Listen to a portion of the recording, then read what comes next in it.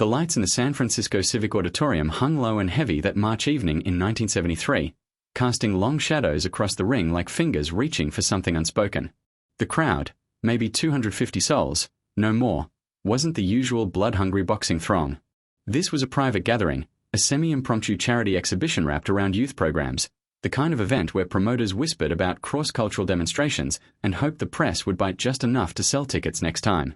Muhammad Ali stood alone in the center of the canvas, gloves on but loose, white satin shorts catching the overhead glare. At 31, he was still the greatest, fresh off reclaiming his title the year before, dancing through Rope-a-Dope previews, his legs carrying the rhythm of a man who refused to be caught. He bounced lightly, smiling that wide, knowing smile, eyes scanning the faces ringside. Cameras clicked sporadically. A few reporters leaned forward, pencils poised. The air smelled of sweat, old canvas, and possibility. Then the side door opened. Bruce Lee walked in.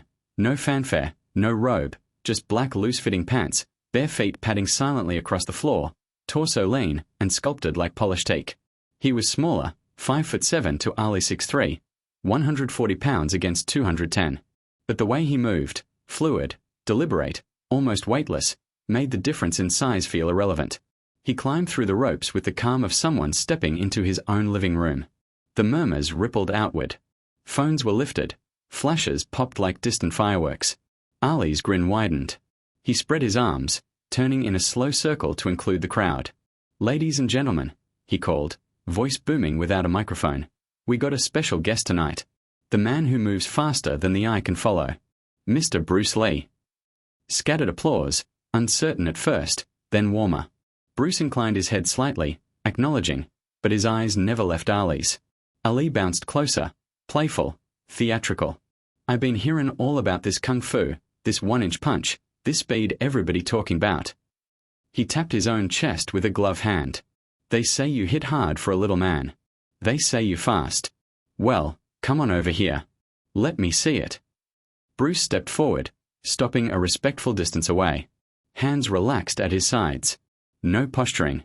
Ali dropped his guard completely, arms loose, chin high, chest exposed like an open door.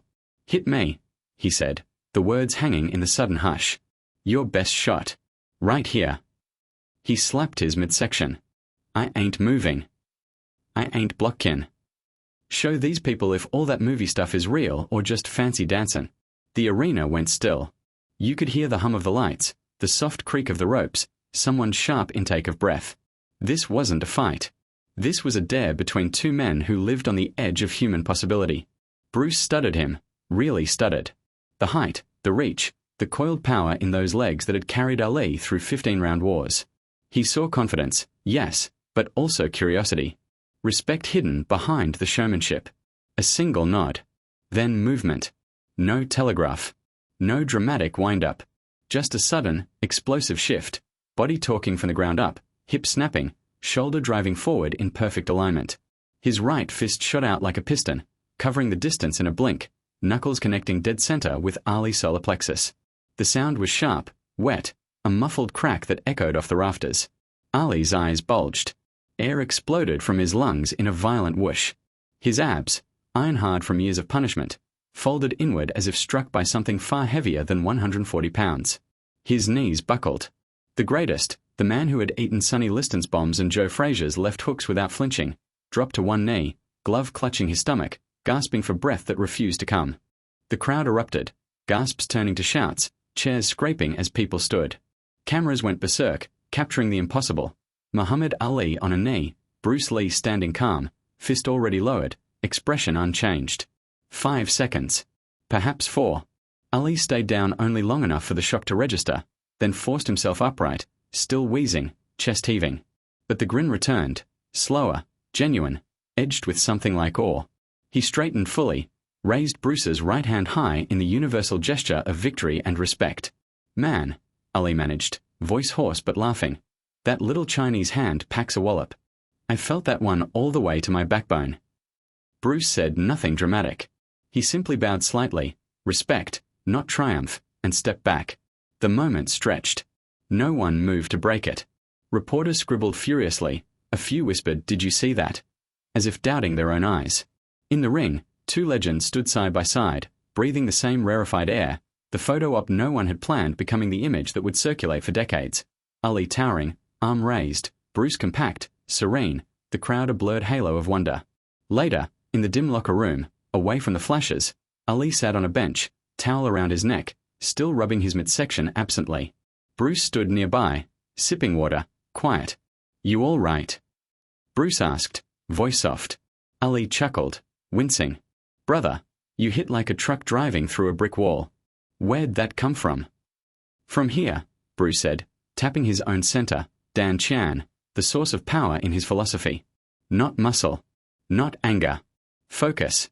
Relaxation into explosion. Ali nodded slowly. "I've been hit in bags and men for years. Never felt nothing like that. You didn't even pull back. Just, bam." "I didn't need to," Bruce replied. "You stood still. Gave me the target. Gave me trust." They talked then, not as icons, but as students of their crafts. Ali spoke of footwork, rhythm, the dance that turned defense into offense. Bruce spoke of intercepting, of using an opponent's force against him, of the mind directing the body faster than thought. They laughed about the size difference, about how the world would never believe it unless they saw the photo. They agreed it proved nothing about who would win a real fight, too many variables, too many rules, but it proved something deeper, that greatness recognizes greatness. Ali leaned back, eyes distant. "You know, folks always ask me who I'd fight next, who could take me. I tell 'em nobody. But tonight I felt something new." Bruce smiled faintly. "And I felt the power of a man who has taken hits from giants and kept standing. That's real strength." They shook hands, firm, lingering. No promises of rematches, no boasts. Just mutual understanding. Bruce left first, slipping out a side door into the San Francisco night.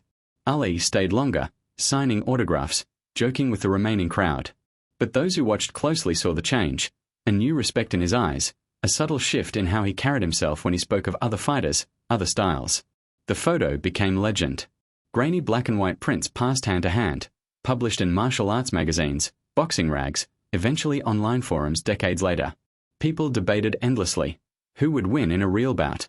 Could Bruce's speed overcome Ali's reach? Would Ali's power crush the smaller man? But the truth was simpler, and more profound. History wasn't made by a full 15-round war. It wasn't made by knockouts or decisions. It was made in 5 seconds, with one perfectly delivered strike, and the courage of 2 men to stand vulnerable before each other. "Hit me," Ali had said. Bruce had answered, not with words, but with action. And in that instant, boxing and kung fu, east and west, power and precision, collided not to destroy, but to illuminate. 2 masters. 1 ring. A single, perfect moment. The rest is silence, and the echo of that single, history-altering thud.